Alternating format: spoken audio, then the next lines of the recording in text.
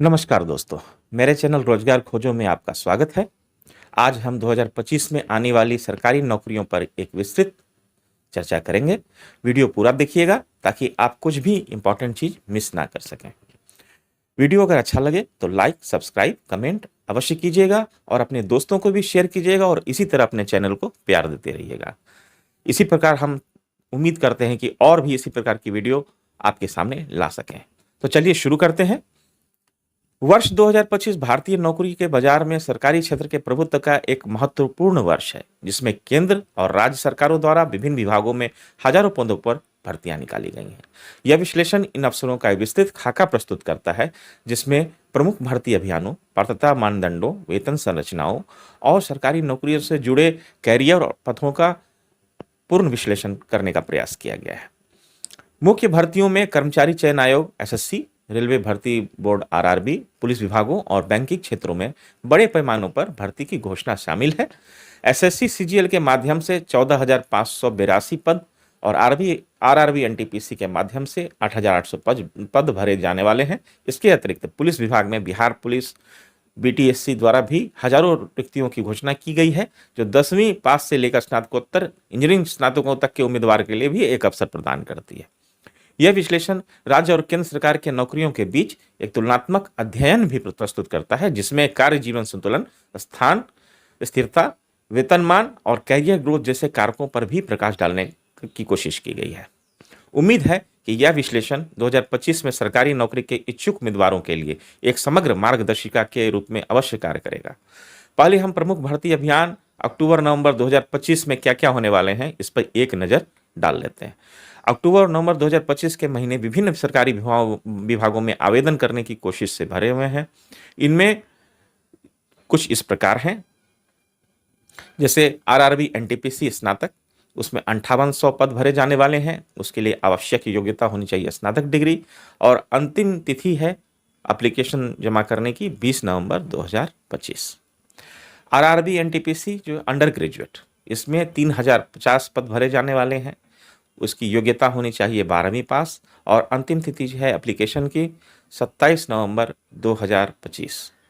BTSC junior engineer Bihar में, उसमें 2700 से अधिक पद भरे जाने वाले हैं और उसके लिए जो आवश्यक योग्यता होनी चाहिए वो है इंजीनियरिंग डिप्लोमा या बीटेक। इसके लिए अंतिम तिथि है एप्लीकेशन की 15 नवंबर 2025। बीआरआईसी एनएबीआई वैज्ञानिक प्रशासनिक, इसके लिए 6 पद भरे जाने वाले हैं। आवश्यक योग्यता होनी चाहिए डॉक्टरेट, एमटेक या स्नातक। इसके लिए 6 नवंबर 2025 फिक्स किया गया है, लास्ट तिथि है एप्लीकेशन की। बिहार पुलिस सब इंस्पेक्टर में 1799 पद आने वाले हैं। इसमें इसकी आवश्यक योग्यता होनी चाहिए ग्रेजुएट यानी स्नातक और अंतिम तिथि है एप्लीकेशन की 26 अक्टूबर 2025। एकलव्य मॉडल स्कूल ईएमआरएस, इसमें 7267 पद भरे जाने वाले हैं 10वीं 12वीं स्नातक और मास्टर डिग्री के, और इसमें 23 अक्टूबर 2025 तक एप्लीकेशन दिया जा सकता है। मध्य प्रदेश पुलिस सूबेदार एएसआई, इसके लिए 500 पद भरे जाने वाले हैं। योग्यता होनी चाहिए 12वीं पास और एप्लीकेशन की लास्ट डेट है 22 अक्टूबर 2025। दिल्ली पुलिस कांस्टेबल एग्जीक्यूटिव, इसके लिए 7565 पद भरे जाने वाले हैं। आवश्यक योग्यता होनी चाहिए 12वीं पास और इसके लिए लास्ट डेट ऑफ एप्लीकेशन है 21 अक्टूबर 2025। एसएससी सीपीओ एसआई, इसके लिए 3073 पद भरे जाने वाले हैं। योग्यता होनी चाहिए स्नातक। 17 अक्टूबर 2025 तक आप अप्लाई कर सकते हैं। डीएसएसएसबी प्राइमरी टीचर जो हैं, इसके लिए पद होने हैं 1180 पद भरे जाने वाले हैं। योग्यता होनी चाहिए सीनियर सेकेंडरी BEL-ED। 16 अक्टूबर 2025 तक जो है इसको आप फॉर्म भर सकते हैं। यूपीएससी इंजीनियरिंग परीक्षा सेवा, इसके लिए 474 पद भरे जाने वाले हैं। इसके लिए आवश्यक योग्यता होनी चाहिए इंजीनियरिंग स्नातक और 16 अक्टूबर 2025 तक आप अप्लाई कर सकते हैं। एसबीआई स्पेशलिस्ट ऑफिसर, इसके लिए 122 पद भरे जाने वाले हैं। स्नातक और स्नातकोत्तर होना चाहिए एलिजिबिलिटी और अंतिम तिथि है 15 अक्टूबर 2025। दिल्ली पुलिस हेड कांस्टेबल, इसके लिए ये जो है 552 पद भरे जाने वाले हैं। योग्यता होनी चाहिए 12वीं पास और 15 अक्टूबर 2025 तक आप अप्लाई कर सकते हैं। रेलवे का सेक्शन कंट्रोलर है, उसमें 368 पद भरे जाने वाले हैं। योग्यता होनी चाहिए स्नातक और 14 अक्टूबर 2025 तक आप अप्लाई कर सकते हैं। कैनरा बैंक अप्रेंटिसशिप के लिए 3500 पद हैं और योग्यता होनी चाहिए स्नातक, और 12 अक्टूबर 2025 तक इसको आप एप्लीकेशन दे सकते हैं। तो चलिए कुछ रिक्तियों की भर्ती विश्लेषण भी कर लेते हैं। एसएससी का संयुक्त स्नातक स्तरीय सीजीएल परीक्षा जो है, उसके लिए एसएससी हम लोग देखते हैं कि क्या क्या आवश्यकता है।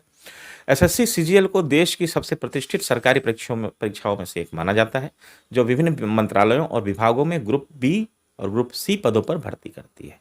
कुल रिक्तियां हैं 14,582 पद हैं। इंस्पेक्टर आयकर सीमा शुल्क, सहायक अनुभाग अधिकारी एएसओ, कार्यकारी सहायक, लेखाकार, कर सहायक आदि। पात्रता, किसी भी मान्यता प्राप्त विश्वविद्यालय से स्नातक की डिग्री होनी चाहिए। आयु सीमा 18 से 32 वर्ष है, जो पोस्ट के हिसाब से वैरी करते हैं। चयन प्रक्रिया 2 स्तरीय है। टीयर 1 कंप्यूटर आधारित परीक्षा क्वालिफाइंग है। टीयर 2 कंप्यूटर आधारित परीक्षा है अंतिम चयन के लिए। महत्वपूर्ण तिथियां कौन कौन सी हैं? टीयर 1 परीक्षा 12 से 26 सितंबर 2025 और पुनः परीक्षा कुछ केंद्रों पर होगी 14 अक्टूबर 2025। टीयर 2 परीक्षा जो है वो दिसंबर 2025 में आयोजित की जाएगी। कुछ नए बदलाव भी इसमें किए गए हैं। इस वर्ष एसएससी ने आधार आधारित बायोमेट्रिक प्रमाणीकरण लागू किया है और सेक्शन हेड और ऑफिस सुपरिटेंडेंट के 2 पद उसमें और ऐड किए हैं। रेलवे भर्ती बोर्ड का आरआरबी एनटीपीसी भर्ती परीक्षा के बारे में बात कर लेते हैं, जो 2025-26 में होने वाली है। रेलवे में गैर तकनीकी लोकप्रिय श्रेणियों एनटीपीसी के तहत ये एक बहुत बड़ी भर्ती है। इसमें कुल रिक्तियां हैं 8,850। उसमें स्नातक पद हैं 5,800, अंडर ग्रेजुएट 12वीं पास पद हैं 3,050। प्रमुख स्नातक पद हैं station master, goods train manager, senior clerk कम टाइपिस्ट, जूनियर अकाउंट असिस्टेंट कम टाइपिस्ट।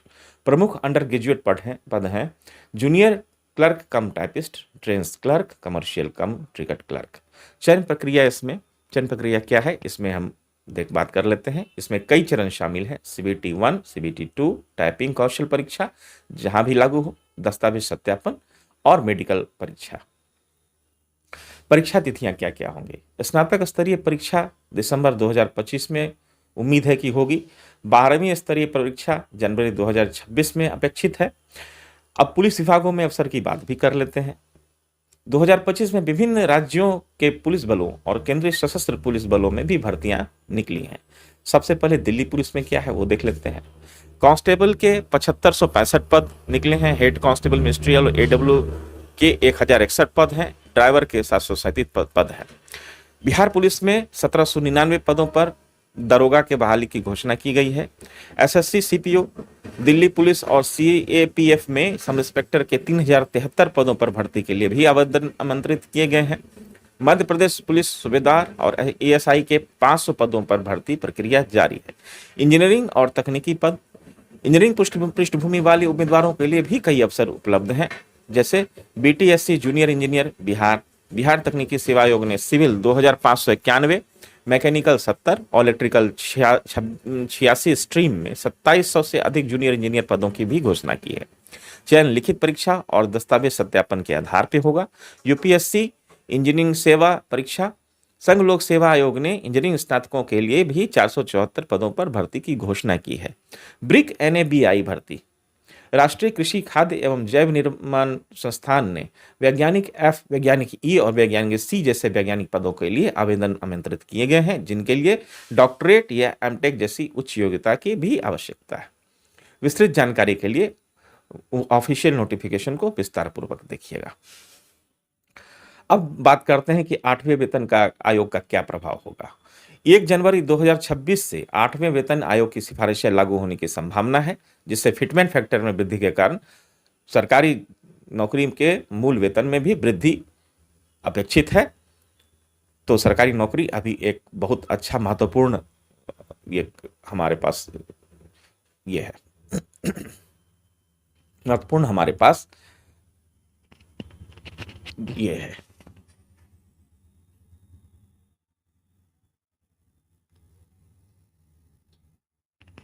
महत्वपूर्ण हमारे पास विकल्प है। चलिए राज्य बनाम केंद्र सरकार की नौकरियों के बारे में भी एक तुलनात्मक अध्ययन कर लेते हैं, उस पर भी एक नजर डाल ली जाए। उम्मीदवारों के लिए राज्य और केंद्र सरकार की नौकरियों के बीच चयन करना एक महत्वपूर्ण निर्णय होता है, जो व्यक्तिगत प्राथमिकताओं पर निर्भर करता है। उसके लिए प्रमुख कारक राज्य सरकार की नौकरियां और केंद्र सरकार की नौकरियों के बीच का अंतर हम लोग डिस्कस करते हैं। जैसे हम बात करते हैं स्टेबिलिटी की, तो राज्य सरकार के लिए स्टेबिलिटी जो है, स्थान स्थिरता जिसको कहते हैं, वो बेहतर है। अधिकांश पोस्टिंग गृह राज्य के भीतर होती है, जिससे पारिवारिक जीवन में भी स्थिरता आती है। केंद्र के लिए ये थोड़ी कम है। अखिल भारतीय स्तर पर स्थानांतरण आम है, जिन्हें दूरस्थ और दुर्गम क्षेत्रों में भी पोस्टिंग शामिल हो सकती है। कार्यभार और तनाव, वर्क प्रेशर के बारे में भी चर्चा कर लें। राज्य सरकार की नौकरियों में आमतौर पर मध्यम स्थानीय जिम्मेदारियों और पदानुक्रमित प्रणालियों के कारण काम की गति थोड़ी धीमी होती है, लेकिन केंद्र सरकार में ये उच्च है। विशेष रूप से राजस्व, लेखा परीक्षा और प्रवर्तन जैसे विभागों में सख्त समय सीमा और बहुत ज़्यादा वर्क प्रेशर वाले लक्ष्य होते हैं। कैरियर ग्रोथ पर बात कर लें, जो राज्य सरकार में थोड़ी सी धीमी है। पदोन्नति अक्सर वरिष्ठता के आधार पर होती है और इसमें अधिक समय लग सकता है, लेकिन केंद्र सरकार में थोड़ी तेज और स्ट्रक्चर्ड है। यूपीएससी और एसएससी के माध्यम से पदोन्नति होने के अवसर भी बेहतर होते हैं। पे एंड अलाउंसेज पर बात करें तो राज्य सरकार में थोड़ा कम है। वेतनमान राज्य सरकार के राज्य के अनुसार थोड़े थोड़े भिन्न हो सकते हैं, केंद्र में थोड़ा अधिक है। 7वें वेतन आयोग के मानकीकृत लाभ और उच्च भत्ते भी केंद्र सरकार की नौकरियों में मिलते हैं। टेक्निकल एक्सपोजर यानी तकनीकी एक्सपोजर के बारे में बात करें तो राज्य सरकार थोड़ा इसमें धीमा है। प्रौद्योगिकी को अपनाने की तुलना में के क्षेत्र में राज्य सरकार अभी प्रोग्रेस कर रहा है, लेकिन केंद्र जो है उस राज्य की तुलना में प्रौद्योगिकी को अपनाने में काफ़ी आगे है।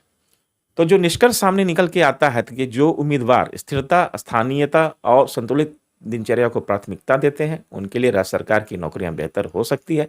वही जो उम्मीदवार तीव्र विकास, राष्ट्रीय स्तर पर सेवा और बेहतर वेतन चाहते हैं, उनके लिए केंद्र सरकार की नौकरियां ज़्यादा उपयुक्त हैं। तो आज के लिए इतना ही। आगे फिर मिलेंगे, किसी महत्वपूर्ण विषय पे चर्चा करेंगे, और अपना प्यार इस चैनल को देते रहिए।